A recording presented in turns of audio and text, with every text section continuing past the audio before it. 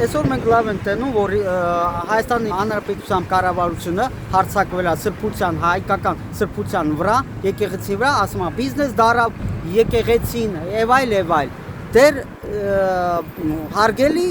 Հանրապետության կառավարությունը ոնց կարելի ասել սրբություն բիզնես, չէ։ Եթե սրբություն բիզնեսը, ուրեմն դուք բարի եղեք եկեղեցի ֆինանսավորեք, որ Հայաստանի Հանրապետության քաղաքացի Էթան եկեղեցի մոմ ձրի վեկալեն,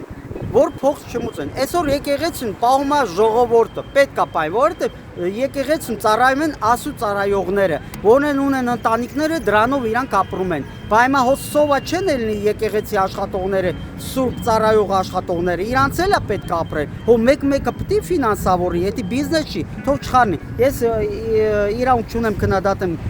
թեկուզ Փաշինյանը թեկու ով էլ չլինի, Աստված կպատժի սրբության կպնողին։ Մենք քրիստոնական ազգ ենք։ Մեկ-մեկ ինձ ասում են, «Էդ ինչի դուք հայերը հասու հուս ունենաք, հասու Աստվածի հուս ունեք»։ Բայց մենք քրիստոնական ազգ ենք, եթե հասու հուս չունենանք, մենք բաում հուս ունենանք, ոչ կառավարություն, ոչ կարևորը Աստված է։ Մենք Աստծո շնորհով ապրում ենք մենք։ Չմոռանանք, որ մենք քրիստոնական ազգ ենք ու մեր քրիստոնական, մեր կուլտուրա պետք է պաշտպանենք։ Իրա գլոբալ պրոբլեմա թողել են, մեջի պոլիտիկ են, դրսի պոլիտիկ են, չեն կարա լուծեն, այս թեմա փոխանցում են եկեղեցի վրա։